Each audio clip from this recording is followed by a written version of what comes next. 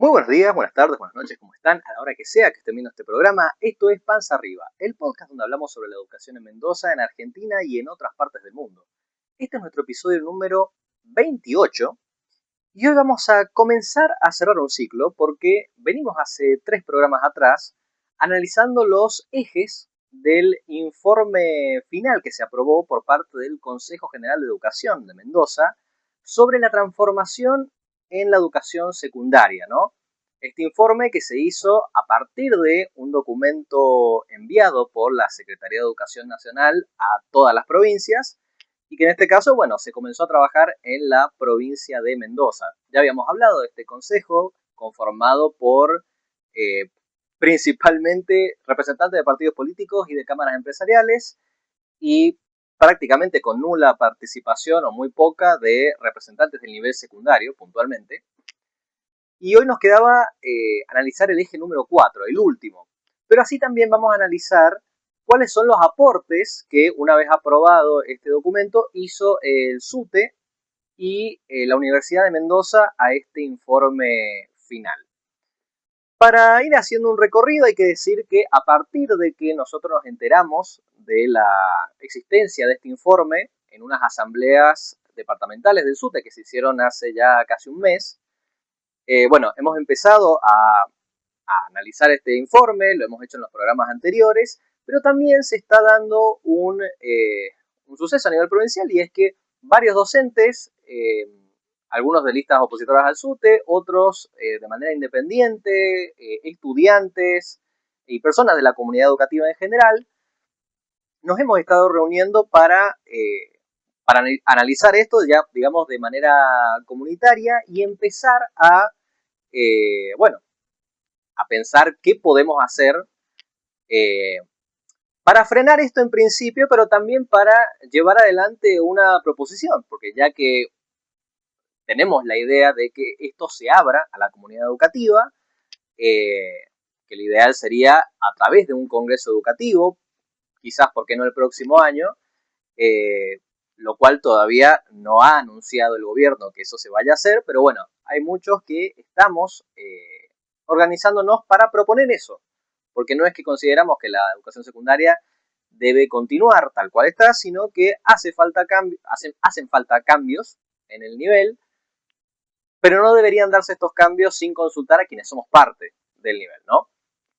Así que, bueno, ya próximamente en las redes de Panza Arriba vamos a estar compartiendo lo que hemos estado haciendo en estas asambleas. Y bueno, este programa se está grabando hoy 2 de diciembre. Seguramente va a estar saliendo esto un 4 de diciembre, jueves 4 de diciembre. Y este sábado, que va a ser 6 de diciembre en la mañana, va a haber otro encuentro de esta asamblea en la sede central del SUTE. Así que las invitamos, pero bueno, estén atentos a nuestras redes que ahí vamos a poner bien el horario y demás apenas lo tengamos. Así que bueno, ya dicho esto, vamos a comenzar primero con algo que yo tenía ganas de hacer hace unas semanas atrás, porque cuando hicimos el programa del eje 1 y del eje 2, varias personas nos dejaron comentarios en nuestro canal de YouTube, así que tenía ganas de leer algunos y hacer algunos comentarios al respecto. Por ejemplo, en lo que fue el episodio 25, donde analizamos el eje 1 de este informe final, tuvimos comentarios como los siguientes. Por ejemplo, Karina nos dice, hay que pensar qué se les enseña a los chicos y cuáles son las materias y horas que se les dan. Se tienen que dar cambios, pero no destruir la educación. Eh, bueno, ya vimos en el eje número 3 toda la parte de que tiene que ver con los contenidos, ¿no? Justamente, y contenidos y las capacidades y cómo se hace mucho hincapié en no darle tanta importancia a los contenidos y sí más a las capacidades. Eh, Después, bueno, esto, ¿no? Que me parece importante. En la asamblea de Guaymallén, el departamento con más escuelas, éramos 3 personas que no pertenecíamos a la conducción y en total 10 personas. Bueno, hasta ahora lo único que ha impulsado el sindicato respecto al tema de la reforma fueron estas primeras asambleas departamentales donde la mayoría nos enteramos y a partir de ahí sacó un par de comunicados en videos, en realidad, en las redes sociales del SUTE, pero no mucho más, ¿no? Así que, bueno, tarea pendiente ahí. Tema que analizaremos más adelante. Después, bueno, también esta posibilidad de que se busca destruir la educación pública o que esto puede significar privatización, ¿no? Si bien la reforma no habla textualmente de privatizar las escuelas, como tampoco se lo hizo en su momento con las universidades, pero sí es cierto que cuando entramos en estas cuestiones de, bueno, si financiamos algunas escuelas y a otras no, o si le damos entrada a las empresas y a las municipalidades a las escuelas secundarias, bueno, se empiezan a dejar puertas abiertas que en el mediano plazo pueden llevar a un arancelamiento y a largo plazo a una privatización. Por eso siempre el dejar puertas abiertas es un peligro en estas cuestiones. Después, bueno, esto de no se fomenta el pensamiento crítico y que se desvaloriza nuestra labor, ¿no? Como docentes, como educadores. Bueno, obviamente consideramos desde este canal que sin contenidos es difícil generar un pensamiento crítico, por más que sin contenidos se puedan enseñar algunas capacidades, ¿no? Y después, en el episodio 26, bueno, comentarios que llaman a la organización. Daniel dice que, bueno, da pena ver cómo decae la educación, no se presta a la discusión, bueno, no tenemos un espacio para esto, por lo menos promovido por parte del gobierno. ¿Qué se puede esperar de un sistema que no enseña, que no exige estudio? Esto atraería aparejado menos conocimiento y más fracaso en estudios superiores, que esto lo hemos hablado en los episodios anteriores, ¿no? De que, bueno, mientras menos contenidos hayan, más difícil va a ser para quienes quieran entrar a la universidad. Así que bueno, algunos de los aportes que nos han hecho desde la comunidad de nuestras redes, así que más que agradecidos y bueno, esperamos que puedan seguir comentando en este programa y en los próximos que hagamos. Obviamente les recomendamos que vayan a ver, una vez que terminen los episodios de los ejes anteriores, porque ya con esto cerramos esta primera parte, porque esto está recién comenzando, ¿no? Recordemos que todavía no estamos hablando de un proyecto de ley como tal, pero bueno, esto puede dar lugar tranquilamente a un proyecto de ley. Recordemos que a nivel nacional se está hablando de la posibilidad de, en realidad, se han estado filtrando documentos que apuntan a lo que sería una modificación de la Ley de Educación Nacional, que incluiría también al nivel secundario. Entonces, hay que estar atentos sobre estas cuestiones. Bien, vamos entonces a lo que nos convoca el día de hoy, que es el análisis del eje número 4, este eje que tiene como nombre, desarrollo profesional de equipos docentes y de gestión, y que va a ir haciendo diversos diagnósticos sobre varias aristas y propuestas al respecto, ¿no? Entonces, primero comienza haciendo un diagnóstico de lo que es la formación continua y el desarrollo profesional. Ahora, como siempre, vamos a estar yendo, como en estos últimos episodios, a cuestiones que nosotros hemos ido resaltando. Obviamente les recomendamos que esto lo lean completo, porque bueno, a nosotros se nos pueden escapar cosas, somos solamente dos personas, y por eso también es que les invitamos a las asambleas que se están haciendo respecto al tema de la reforma en secundaria, porque ahí, bueno, nos podemos enriquecer con lo que vamos viendo de distintas ópticas sobre el mismo documento, ¿no? Entonces, respecto a la formación continua y al desarrollo profesional, los participantes de este de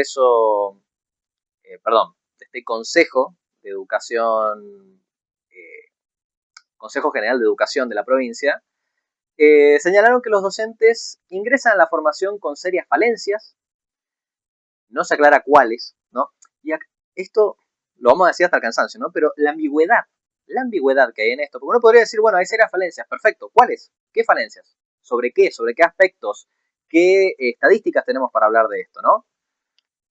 A ver, yo sí considero que hay cosas que para mí faltan en la formación. Pero bueno, acá yo no soy parte del que hace este diagnóstico. Entonces los que hacen este diagnóstico deberían decir, bueno, ¿cuáles son esas falencias? Se percibe una falta de articulación efectiva entre los institutos de formación docente, las universidades y el sistema escolar. Bueno, no se explica también cómo es que se percibe esto. La formación inicial docente, ¿no? Carece del desarrollo de habilidades blandas como la comunicación y la mediación de conflictos. Acá yo podría, no sé si sobre esto específicamente, o tal vez sí, pero pensemos, por ejemplo, que no, por ejemplo, todos en los profesorados hemos tenido, supongamos, un análisis exhaustivo de lo que es el protocolo de actuación ante situaciones emergentes, ¿no? Que eso en gran parte implica, por ejemplo, mediar en posibles conflictos. Entonces, bueno, sí, podría ser una cuestión para reforzar, aunque no está especificado. Esto es una inferencia que hago yo, ¿no? O, por ejemplo, que falta ESI en digamos, en los profesorados. Y la ESI justamente lo que permite es poder abordar diversos tipos de conflictos y no solamente desde lo que pasó, que podría ser una pelea, un insulto y demás, sino de ir al fondo de, bueno, ¿por qué está pasando esto? ¿No? Y contextualizar esa situación. Entonces, bueno, ahora la ESI no está nombrada. Vuelvo a decir, son inferencias que hago yo, pero acá no se aclara en base a qué se hacen estas conjeturas, ¿no? Bueno, se destacó la necesidad de que los docentes manejen herramientas digitales. Bueno, estaría bueno que no se corten programas como por ejemplo el Conectar Igualdad, donde docentes podían acceder a una computadora, o que no se nos saquen ítems como el que teníamos de conectividad, que era parte del FONID, que ya no se nos paga a los docentes de toda la nación, ¿no? Entonces, bueno, sí, hace falta, también haría falta que cuando tenemos recursos al respecto, no nos los saquen, ¿no? Desde el sector gremial se mencionó que se han eliminado espacios curriculares importantes de la formación docente inicial. Algo de esto nosotros hablamos cuando hicimos los programas a principio de este año y a fin del año pasado con nuestra colega Adriana Hermosilla, que ya trabaja en el Instituto de Educación Superior, y hablamos de la reforma en los institutos de educación superior, ¿no? Y de una baja importante de contenidos que había en algunos de ellos.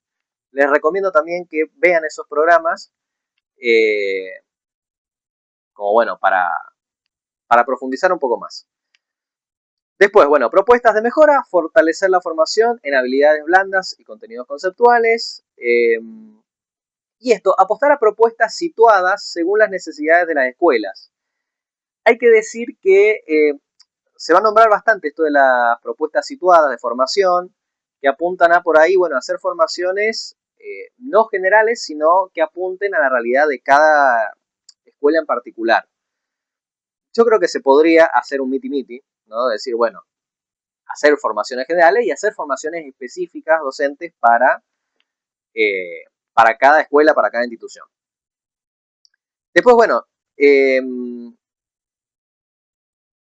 pasa la parte de formación situada y en servicio.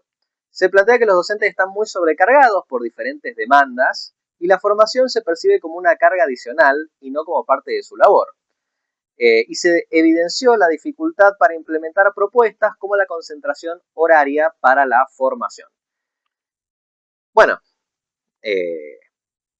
buenísimo que lo vean a esto, buenísimo que vean el tema de la sobrecarga que tenemos, sobre todo en los últimos años, sobrecarga acompañada de tenemos que tener, además de más tareas, tenemos que tener más cursos o más horas o más cargos para llegar a fin de mes. No es solamente la sobrecarga de tareas, sino que la pérdida de poder adquisitivo por nuestro salario lleva a que tengamos que tener más cursos. Entonces, no es solamente más tareas y además tener más cursos y más cargos para llegar a fin de mes. Bueno, este año se aprobó una ley que nos habilita a trabajar 48 horas cátedras semanales, cuando antes el máximo era 42. No se ha mencionado esto en este informe, ¿no? Digo, para tener en cuenta como un pequeño detalle. Propuestas de mejora respecto a esto, bueno, que la formación docente debería contemplarse como parte de la carga horaria del docente con tiempos protegidos y remunerados. Hay sistemas educativos donde esto ya funciona, no es nada nuevo y está bueno que se contemple esto de decir, bueno, a ver, que sea parte de la jornada laboral, Que no caiga, por ejemplo, como ha pasado en los últimos 2 años, de, bueno, pagamos algunas capacitaciones los días sábados. Bueno, no, el sábado en principio no forma parte de nuestra jornada laboral. Si querés que sea parte, debería ser de lunes a viernes, lo cual nos podría permitir, quizás, para quienes tenemos más de un cargo, renunciar a algunas horas y dedicarle más tiempo a la capacitación, que es algo que venimos pidiendo hace bastante. Pero bueno, no está planteado cómo se llevaría esto a cabo. Es un deseo que yo tengo, pero no es algo que esté planteado acá exactamente. Se planteó la necesidad de valorar con mayor puntaje las capacitaciones situadas, de vuelta sobre una institución, y el trabajo colaborativo entre docentes. Bueno, para eso obviamente, esto sería una vez que ya todos los docentes trabajen en una sola escuela. Y se sugirió que perdón, no, acá una aclaración, ¿no? Porque yo digo, esto podría hacerse si estuviéramos en una sola escuela, pero también depende de cuántas horas frente a alumnos vamos a tener en esa escuela para el trabajo colaborativo. Porque yo digo, a ver, si en un turno de 5 horas yo tengo la mitad de horas frente a alumnos y la mitad para el resto de las tareas de gestión, trabajos colaborativos, carga de notas, correcciones, etcétera, etcétera, proyectos, bueno, sí, va a haber tiempo para el trabajo colaborativo. Ahora, si gran parte de la jornada que voy a estar en una sola escuela, supongamos, va a ser frente a alumnos, como es actualmente en la primaria, bueno, es poco el tiempo que va a quedar para el trabajo colaborativo. Entonces, ojo ahí. Eh, Después, bueno, que la formación docente, otra propuesta en servicio, sirva de crédito para una postulación posterior. Bien, vamos a la parte de reconocimiento de trayectorias, reconocimiento y trayectorias profesionales. Una de las cosas que se plantea es que el salario está vinculado principalmente a la gestión y no a la capacitación o los desafíos que enfrenta el docente. Acá también cuidado, mucho cuidado, porque yo puedo entender que uno diga, bueno, tenemos un salario docente mínimo y digno y que alcance para vivir, y a partir de ahí que hayan mejoras salariales por capacitación, por desafíos, productividad. Bueno, no estoy muy de acuerdo con eso, pero lo podría entender. Ahora, acá no se aclara si esto va a ser así o si directamente ya apuntan a que gran parte de nuestro salario se vaya a la productividad, que vaya a saber cómo se mida, o que se vaya a la capacitación, que vaya a saber cómo la podremos hacer o no.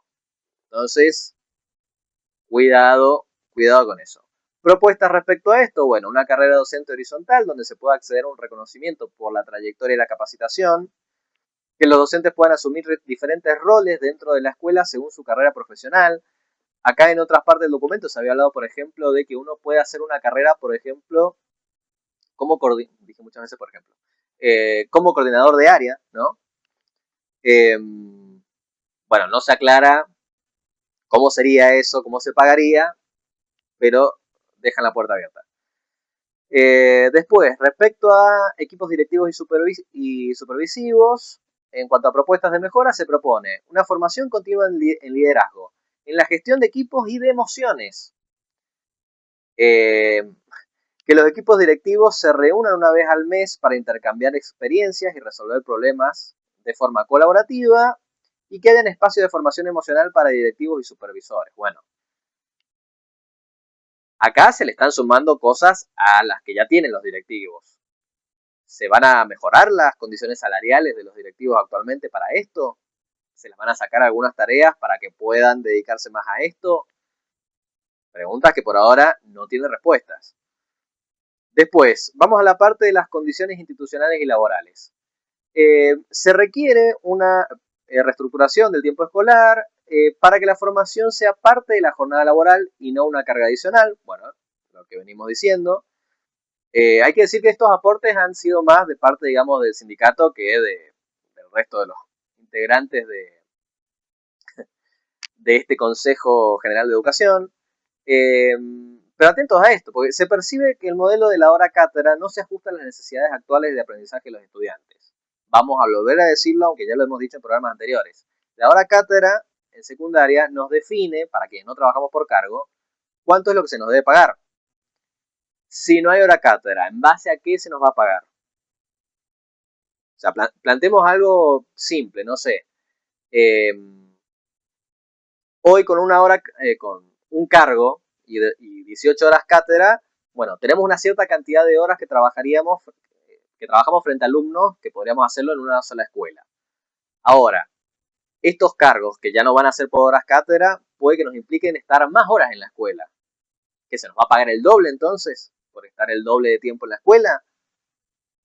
¿O va a ser, no, ahora tener un cargo y trabajar todo el turno completo por el mismo sueldo? O estas horas extras y estas tareas extras te las vamos a pagar como un proyecto en negro, o sea, de manera no registrada, te la vamos a pagar hasta diciembre y después se cortan las vacaciones. Mucho, mucho cuidado hay que tener con esta situación. Después, bueno, propuestas de mejora respecto a las condiciones institucionales y laborales. Se propone reformar la normativa provincial para incluir la figura de tiempo protegido para la formación docente y promover la concentración horaria. Eh, ¿Qué más? ¿Qué más? ¿Qué más? Lograr, otra vez, mayor flexibilidad y permitir el desarrollo de propuestas como la ABP. No sé qué más flexibilidad quieren de la que ya hay. Se plantea la necesidad de edificios escolares con otras características que se adecúen a las necesidades de la nueva secundaria, claro. Pero esto ya se va a implementar en escuelas piloto el próximo año, según ha salido en algunas noticias, ¿no? Entonces, ¿que ya construyeron los edificios nuevos? ¿O va a ser en los pocos edificios nuevos que se han construido en los últimos 10 años? Bueno, raro. Después, respecto a cultura profesional e innovación, propuestas de mejora son pasar de la capacitación individual a la formación colectiva. Yo acá estoy a favor de esto, ¿no? Está muy bueno el formarse colectivamente. Creo que, bueno, sí se podría hacer, como decía más temprano, mitad y mitad, por ejemplo, que algunas capacitaciones sean individuales y generales y otras colectivas y sobre cuestiones en particular, pero enriquece mucho más la capacitación colectiva que la individual. Acá estoy a favor. Después se propone crear espacios regulares de trabajo profesional colaborativo. Bueno, esto va a implicar que le dediquemos horas a esto. De vuelta, ¿cuándo? ¿Cómo? ¿Cómo se va a pagar? ¿Con qué reglas? Cuidado, porque suena muy bonito, pero si no se aclara esa parte, puede ser un proceso más de precarización laboral de los que ya venimos teniendo sistemáticamente. Y después, se rescataron experiencias internacionales en las que la formación se desarrolla de manera grupal. Sí, hay experiencias en otros países donde esto se hace, pero las condiciones laborales son mejores y salariales son mejores. Y van acorde a esto. Entonces, guarda. Después, respecto a la articulación con la formación docente inicial, una de las cosas que se observa es que los egresados de las universidades tienen mayores dificultades para adaptarse a la realidad laboral que la de los institutos. Y bueno, como propuestas de mejora, entre otras cosas, se destaca la importancia del docente coformador de la escuela secundaria de la educación superior. Bueno, acá aparece otro rol más del cual no está aclarado si se respetarían los derechos laborales que tenemos actualmente o no. Y esto no lo decimos en base a cosas a simplemente miedos que nos surgen. Lo decimos porque ocurre en la realidad. Actualmente ya hay muchas horas o a veces cargos, fue en su momento fluidez lectora, los censos, donde se les paga a una persona para tener un cargo prácticamente por algunos meses, eh, donde se les paga meses tarde. Hay gente que ahora no ha cobrado las horas de PME, las horas de PMI. Eh, entonces, no es que nos basamos en nada cuando vemos estas cuestiones tan ambiguas de, ay, necesitamos que surja un nuevo rol, un nuevo cargo. Bueno, eh, ¿qué estabilidad, qué derechos van a tener estos nuevos cargos? Después, en cuanto a evaluación y mejora continua, se propone que la observación de clases por parte de directivos, supervisores y colegas sea una práctica fundamental para enriquecer la labor docente. Esto a mí me gusta. Volvemos a la pregunta de cómo se va a pagar, con qué derechos laborales, que dicho sea de paso, la palabra derechos laborales o derechos en sí mismos no aparece en este documento. Pero sí, hay países, en Finlandia, por ejemplo, se hace esto. La práctica de la observación docente, perdón, de la observación de clases es algo muy habitual y es muy enriquecedor. Pero bueno, el cómo se va a aplicar sin estar explicado no me da para nada confianza. Se destacó el valor pedagógico del portafolio docente como herramienta de evaluación y se propuso la evaluación 360 para recoger opiniones de alumnos, colegas, directivos y supervisores. Bueno,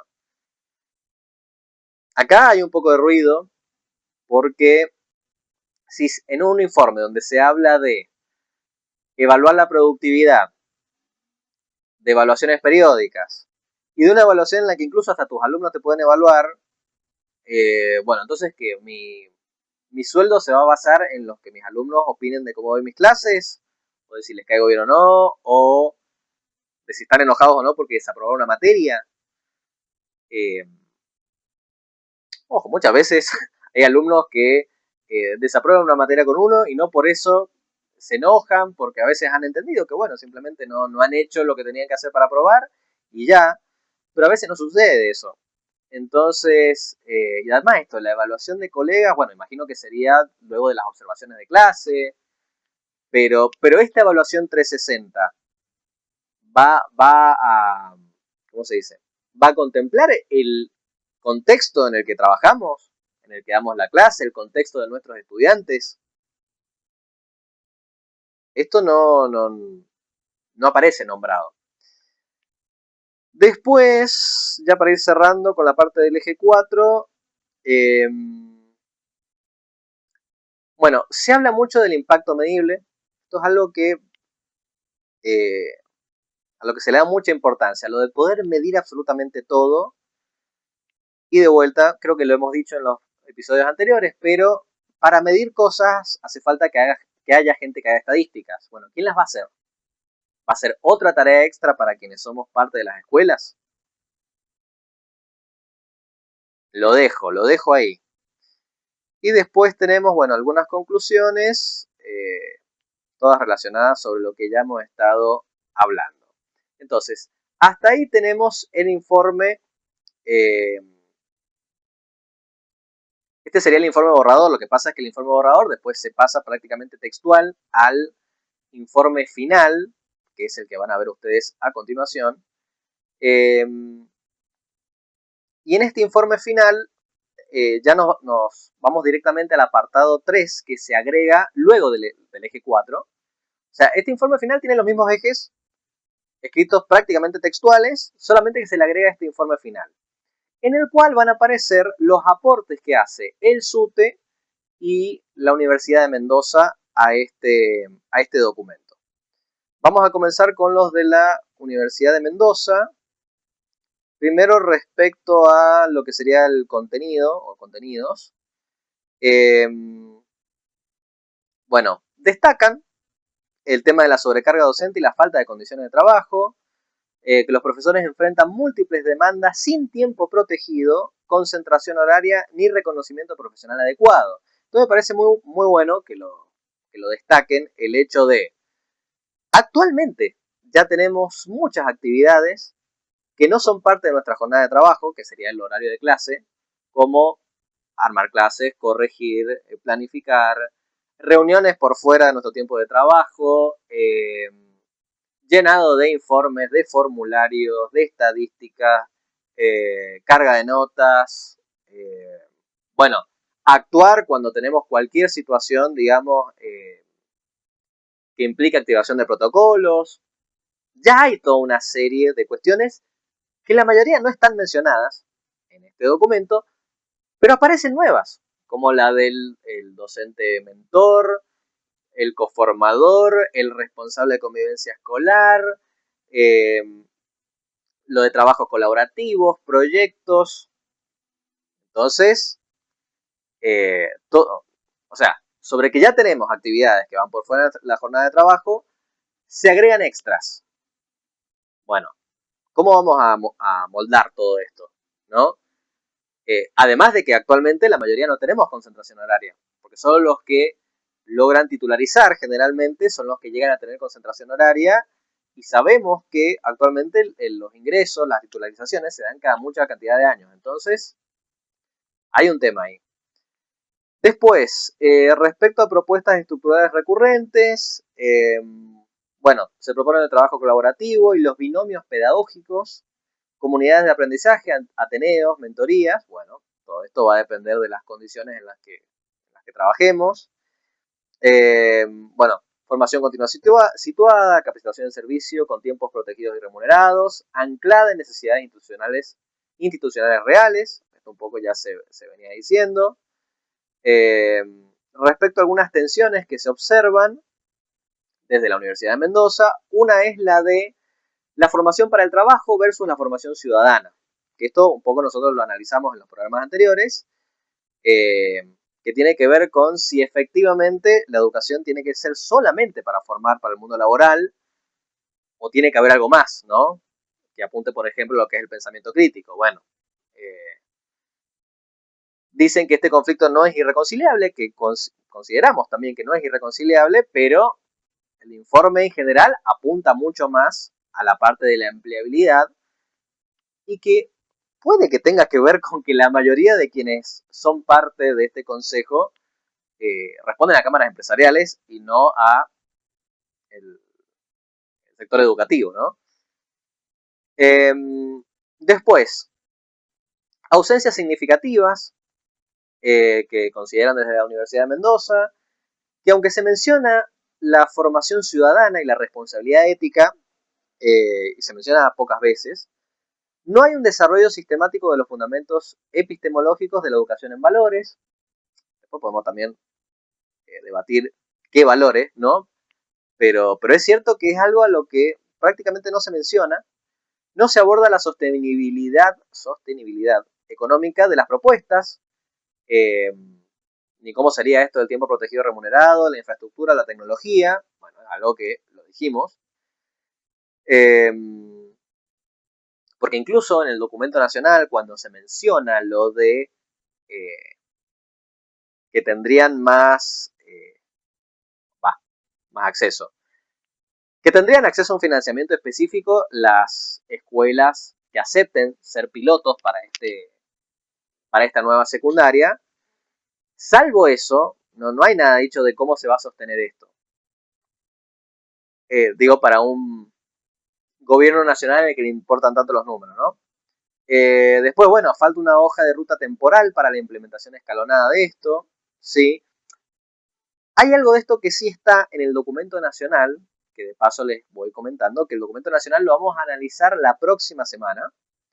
Ese va a ser nuestro paso a seguir.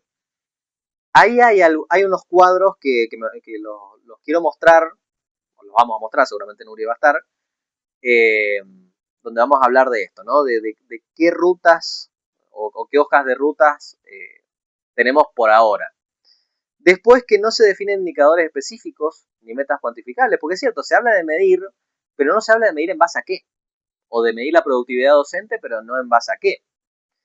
Y en cuanto a estrategia de comunicación, no se explicita cómo se involucrará a estudiantes y familias en el proceso de transformación. De hecho, ni siquiera se habla de cómo se va a involucrar a los docentes, ¿no? Aunque no sé si esta parte se está refiriendo a que se los involucre una vez empezado el proceso o que se los involucre antes de comenzar con todo esto, ¿no? En cuanto a consideraciones finales, bueno, se dice que esto no es un ajuste incremental, sino una transformación sistémica que demandará voluntad política, inversión sostenida y paciencia estratégica para ver resultados a corto, mediano y largo plazo. A partir de ahí vamos a los aportes del SUTE. Lo primero que va a plantear el sindicato es que toda transformación debe ser participativa, financiada, gradual y evaluable, hoy estoy mal, evaluable, garantizando derechos laborales y fortaleciendo el derecho social a la educación. Recordemos que no se habla del derecho a la educación en este informe, ni de derechos laborales en general. Después, a partir de ahí, propuestas centrales. Primero, que esté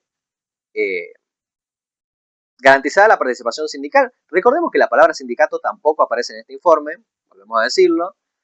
Se plantea que tiene que haber una representación paritaria del SUTE en todas las mesas técnicas y en los órganos de co-construcción. Tengamos en cuenta que esto probablemente va a modificar nuestras condiciones salariales. Entonces, sería imprescindible que esté el sindicato ahí. Bueno, se pide un Congreso Educativo Provincial resolutivo, o sea, vinculante, previo a cambios normativos, ¿sí? Que es en lo que yo les dije que estábamos trabajando en estas asambleas que se están haciendo por ahora de manera independiente, ¿no? Después, una protección del estatuto y de estabilidad laboral, del estatuto docente. Se rechazan nuevas funciones sin tiempo protegido y remuneración específica. Cualquier modificación estatutaria debe acordarse por negociación colectiva. Y los concursos por cargo solo con diagnóstico previo y cláusulas de protección de horas. Eso también es importante. Recordemos que ya hemos dicho que si va a haber concentración horaria en algunas escuelas, aquellos docentes que tengan pocas horas seguramente ya no van a poder seguir trabajando en esas escuelas. Bueno, ¿qué va a pasar con estas escuelas? Con los docentes que tienen pocas horas en estas escuelas y que no está aclarado en este informe. Después, respecto al mejoramiento real de condiciones de trabajo, que haya una regulación clara de nuevas figuras como tutores, mentores, responsables de convivencia, que no aparecen en el informe. Después, que haya una fase piloto de 12 meses con evaluación pública antes de la expansión provincial.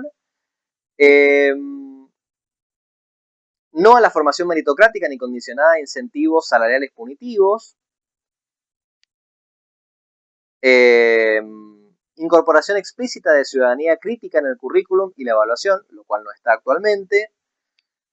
Que las evaluaciones sean del sistema y no del sujeto, sin rankings ni castigos. Lo cual, bueno, obviamente si se mide la productividad, si se empieza a medir entre qué escuela funciona mejor que otras y demás, podríamos caer en esto, ¿no? En la competencia, en lugar de en la construcción colectiva.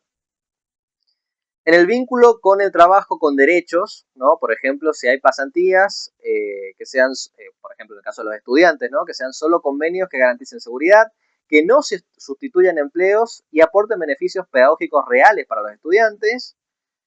Y en cuanto a demandas sindicales generales, bueno, participación paritaria vinculante del SUTE, estabilidad laboral, protección del estatuto docente, tiempo protegido para nuevas funciones, formación y trabajo pedagógico, y la publicación de datos y evidencia antes de aplicar cualquier reforma. Recordemos que no tenemos una sola estadística en este informe que avale a todo el diagnóstico que hacen. Entonces, me parece importante que eso aparezca, pero bueno, a partir de ahí, vuelvo a decir lo que dije más temprano. Hasta ahora, lo que tenemos del SUTE son estos aportes a este documento en el cual el único representante del SUTE que había votó a favor de este informe, o sea, ni siquiera por una cuestión, digamos, de plantar bandera, aunque no hubieran podido ganar una nueva aprobación de este informe, bueno, el voto del sindicato fue a favor, salvo lo que hemos visto en las asambleas departamentales de hace prácticamente un mes y de unos videos, digamos, y materiales digitales que ha elaborado el sindicato, no tenemos mucho más. Entonces, bueno, tenemos que exigir que el sindicato empiece a ponerse manos a la obra con esto, ¿no? Que habilite quizás asambleas nuevamente, o plenarios, o un estado de alerta, porque lo que se puede venir con esto si no tenemos, si no nos avivamos y nos plantamos de entrada, puede ser muy grave, pero al mismo tiempo, creo que si actuamos quienes somos afiliados y no afiliados, y la conducción sindical también, desde ahora, bueno, ¿por qué no? ¿Quién les dice que quizás podemos dar vuelta a la torta y hasta apostar y apuntar a una reforma del nivel secundario que realmente beneficie a toda la comunidad educativa? O que podamos tener un congreso educativo vinculante y abierto el próximo año y que de ahí salga un informe final y quizás un proyecto de ley y demás. Sería ideal. Pero bueno, tiene que ser con quienes estamos ahí y no sin. Así que bueno, semana que viene vamos a analizar el documento nacional de transformación de la escuela secundaria. Este sábado, recuerden, tenemos la asamblea en la sede central del SUTE. Vamos a estar compartiendo flyers probablemente mañana, hoy o mañana viernes. Y bueno, si llegaron hasta acá, como siempre, dejen su me gusta si les gustó el video, dejen comentarios, así los leemos en los próximos programas. Síganos en nuestras redes, compartan este video a personas que consideren que les puede interesar y súmense porque necesitamos ser más y necesitamos que esto sea comunitario, colaborativo, nadie se salva solo. Así que si queremos lograr algo, tenemos que estar en conjunto. De paso, bueno, obviamente, estén atentos con todo el tema del agua, del proyecto minero San Jorge en este caso, del cual quizás vamos a estar también subiendo historias, información a las redes de Panza Arriba. Así que llegamos hasta acá por hoy y nos vemos en la próxima. Hola, ¿cómo están? ¿Cómo andan? Venimos con una gran novedad. Tenemos cuenta de Cafecito. ¿Para qué nos sirve? Cafecito es una plataforma a través de la cual pueden colaborar con nosotros y con este espacio para seguir creciendo. Bien, y es algo muy sencillo. Solamente tienen que ir a nuestro perfil, en la parte del link que dice Cafecito, hacen clic allí y ya los lleva directamente con las instrucciones de qué hacer. Muy, muy fácil. Y desde ya les agradecemos mucho por ser parte de esta comunidad. Cada día somos más docentes, familias que visitan este perfil y que utilizan los recursos que les damos, además de ver la programación y opinar sobre educación. Así que muchas gracias por eso y nos vemos en la próxima. Chau, chau. Adiós.